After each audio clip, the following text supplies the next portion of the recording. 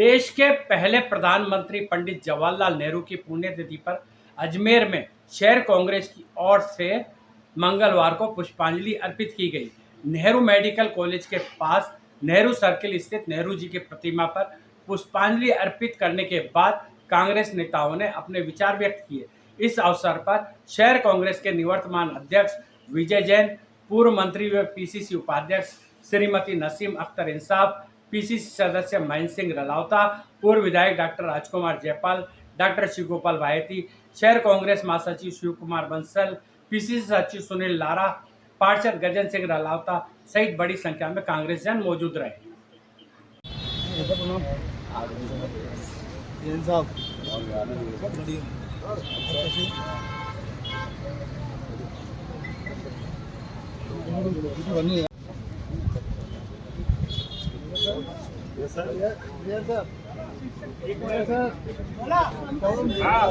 ठीक है मेरे साथ खड़े होने में ज़्यादा आनंद आता है। कांग्रेस पार्टी जिंदाबाद, कांग्रेस पार्टी जिंदाबाद। हाँ, आराम से आराम से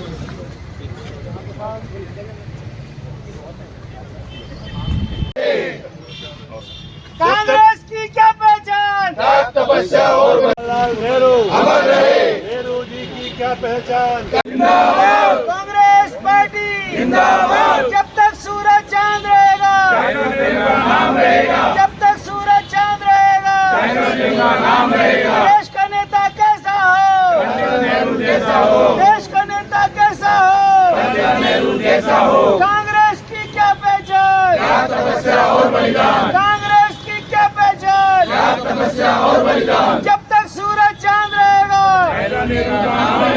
जब तक सूरज चांद रहेगा, कांग्रेस देश के नेता कैसे हो, नेहरू जैसे हो, देश के नेता कैसे हो। चाचा नेहरू जैसे हो। आज के दिन पंडित जवाहरलाल नेहरू जी की पुण्यतिथि के अवसर पर मैं अपनी श्रद्धांजलि अर्पित करता हूं और याद करता हूं उस शख्सियत को जिसका इस देश की आज़ादी के आंदोलन में योगदान था, देश के नवनिर्माण में योगदान था और जिस आदमी ने 10 साल तक अंग्रेजों की जेलों के अंदर रहकर देश को आज़ाद कराने में अपना योगदान दिया था।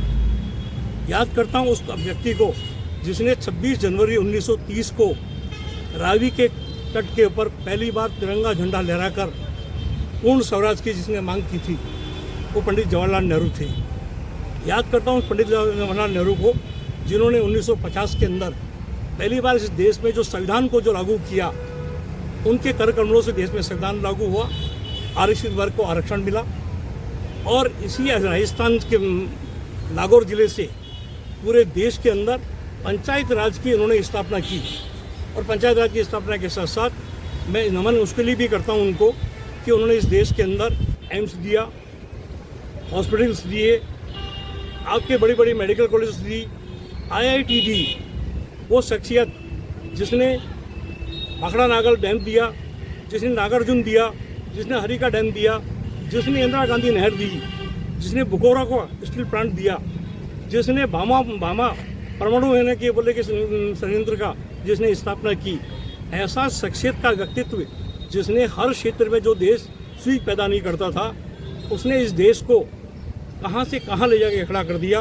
आप और हम लोग बैठकर चाहे जैसे व्हाट्सएप यूनिवर्सिटी के लोग उनके बारे में कोई भी बात करें, मगर पंडित जवाहरलाल नेहरू हमारा अतीत भी था, हमारा वर्तमान भी है और हमारा भविष्य भी है।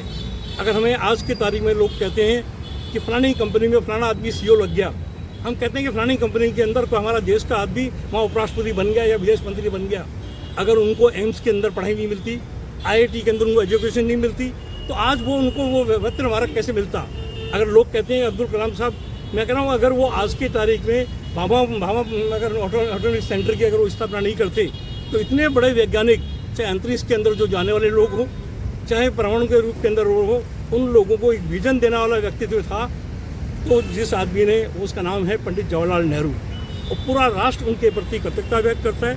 मैं आपके माध्यम से उनकी पुण्यतिथि के अवसर पर विशेष तौर से नौजवानों से अपील करना चाहता हूँ कि भैया, अगर मेरा जो दादा था वो कच्चे मकान में रहता था, मेरे पिताजी थे 3 कमरे के मकान में रहते थे, अब रणावता महेंद्र सिंह फार्म हाउस में रहता है, पर मेरे दादा को अगर मैं नकारूंगा तो मेरा मकान और मेरा फार्म हाउस को भी धिक्कार है।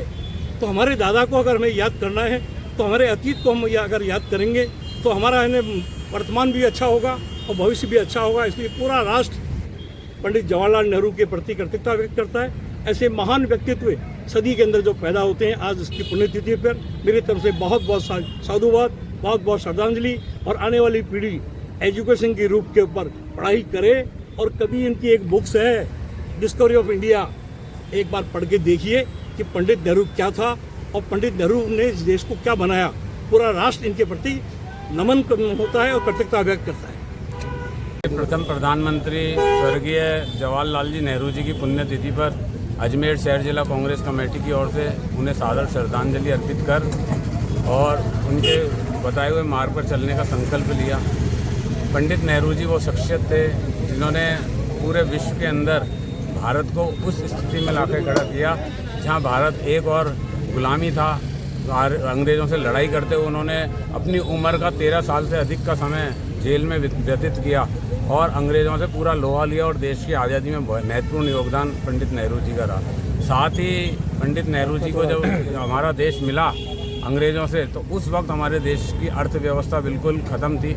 हमारे देश के अंदर सुई भी नहीं बनती थी। जहाँ सुई नहीं बनती थी आज बड़े बड़े कल कारखाने, बड़े बड़े हमारे चाहे एजुकेशन का क्षेत्र हो, IIT का हो, IIM का हो, चाहे एम्स की बात हो, चाहे हमारे बड़े कारखानों की बात हो, चाहे भाखड़ा नांगल की बात हो, जो हमारे बड़े बड़े हमारे देश के अंदर उपक्रम लगे या देश के विकास के लिए जो चीज़ें लगी वो पंडित नेहरू जी की देन है कि उसकी वजह से हमारा देश विश्व के पटल पर अपना नाम जो है लिखवा पाया और हमारा देश जो है उस वजह से पूरे विश्व के अंदर एक विख्यात हुआ।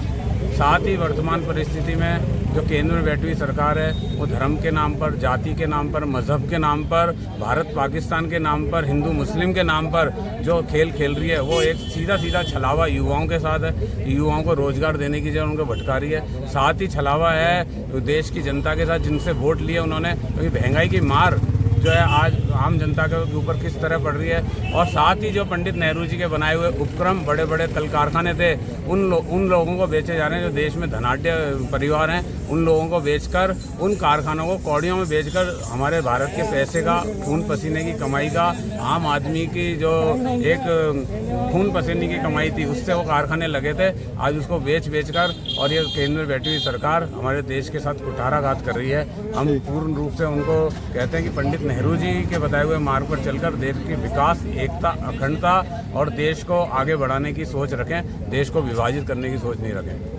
धन्यवाद।